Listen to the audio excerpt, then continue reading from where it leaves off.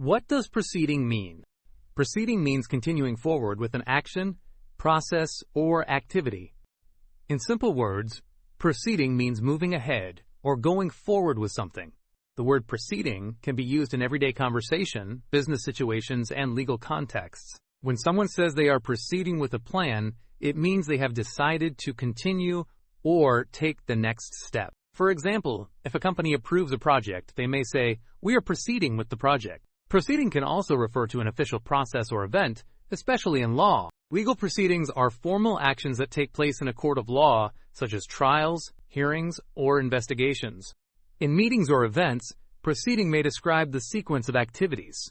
For example, the proceeding started with an opening speech. The word comes from the verb proceed, which means to move forward or continue after a pause or decision. Here are some example sentences. We are proceeding according to the plan. The court proceedings lasted several hours.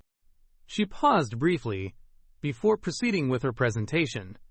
Proceeding can also mean progress or advancement in a task or journey. It suggests action and continuation rather than stopping. In simple terms, proceeding means continuing or moving forward with something. Easy way to remember. Proceeding means going ahead or continuing an action.